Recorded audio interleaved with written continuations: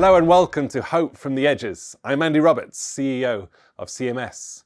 In the next few minutes, we'll bring you inspiring news from three edges in our world, stories that you are making possible through your gifts and prayers. First, we'll go to Honduras and hear about a young woman who went from street life to full life.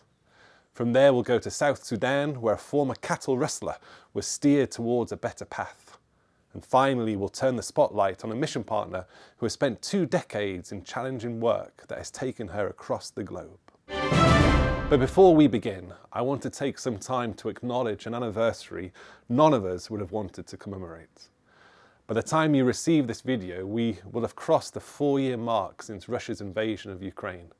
And I want to take a moment to ask for your prayers for our mission partner, Alison Giblett, who has remained in Ukraine this whole time, faithfully sharing the light of Jesus despite missile attacks, freezing winters and growing despair. This is most definitely mission at the edges.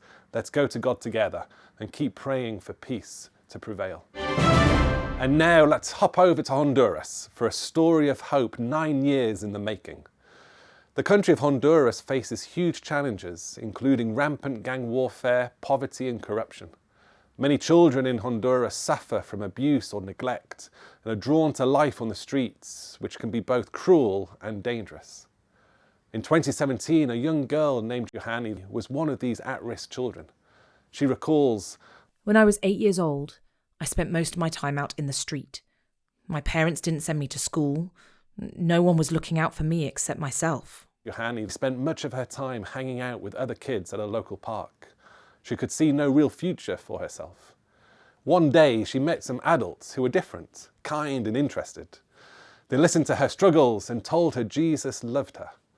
Over time, these people, CMS mission partners Lindsay and Steve Poulsen, helped Johanny and 14 other children register for school. This was the beginning of a new life chapter for Johanny, as well as the start of what would become a life-changing project for many children. This group of 15 children were the beginning of Proyecto Alice, a program that supports at-risk children to continue in education and make good choices for the future. A key part of this program is that each child is assigned a mentor. Johanny says, "My mentor listens to me, encourages me, and helps me make positive decisions." Now 16 years old, Johanny is an aspiring nail artist. She says, "Most girls my age don't make it to high school, so I'm really proud of my achievement and growth." The Poulsens are grateful to have walked alongside Johanny these 9 years and to have seen her and others reach their God-given potential. We now journey to South Sudan. In South Sudan, livestock is highly prized, so cattle raiding is big business. In recent years, raids have become more intense, more violent, and take place on a much larger scale. It's a crime with a huge cost. Makol was a cattle raider from Warrap State, South Sudan. He knew that stealing cattle was wrong and that people were getting hurt, but he was making too much money to stop. He also knew if he was caught, he could be executed. One day, Makol was caught in the act, arrested and put in a police car. He knew his fate was sealed. What Makol didn't know was this. That night, a peace rally was scheduled to take place, led by Archbishop Moses Deng. Drawing on training he'd received from our colleagues in CMS Africa, the Archbishop spoke to the community on the theme of love and forgiveness. The governor of Warrap State, General Aliou Ayeni, attended this rally. Having heard about Makol's crimes, he had planned for him to be publicly executed at the end of the peace rally. Evening came and Makol found himself sitting in the back of the governor's car, waiting for his punishment, while General Ayeni listened to Archbishop Moses' message nearby. When he had finished, the governor stood up and addressed him, "Your Grace, Moses, I have a living dead young man in the back of my car. I have brought him here to kill him in front of these crowds and multitudes by firing squad. We have spoken a lot against this practice of cattle raiding, and today we could have been making an example out of this man. But because you have spoken of forgiveness and reconciliation, I have forgiven him." The governor went back to his car and instructed Makol to follow him.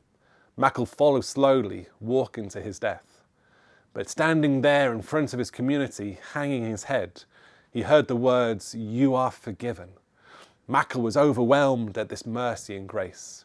It wasn't long before he received Jesus and was baptized. And 4 years later, his cattle raiding days are behind him. He and his family belong to a local church, and Mackle provides for his family by working as a prison warden. Join us in giving thanks for this life that was changed, and continue to pray for all of CMS's people in mission involved in making disciples in areas facing violent conflict.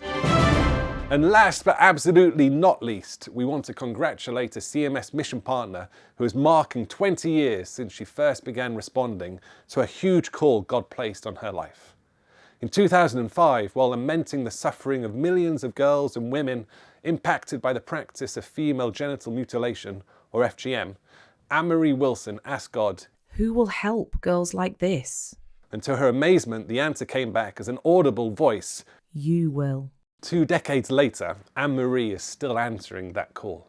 Through her international organisation 28 Too Many, which merged with Orchid Project in 2022, she has gathered the stories of thousands of FGM survivors and built a global movement dedicated to ending FGM worldwide. Anne-Marie and the Orchid Project team haven't just changed individual lives, they've shifted global policy and fostered grassroots change across continents. You can discover the remarkable story of Anne-Marie's 20 years in this vital work by going to the stories section of the CMS website. Anne-Marie's journey is a powerful testament to how a single person can spark profound global change. And it all began with a simple radical act of daring to ask, who will help? Thank you for joining me for these stories from the edges and for your prayerful support which makes them all possible. Please share this video with your church, small group, or anyone you think could use some fuel for their faith. So until next time, we are so grateful for your gifts and prayers as together we go, with Jesus, with each other, to the edges.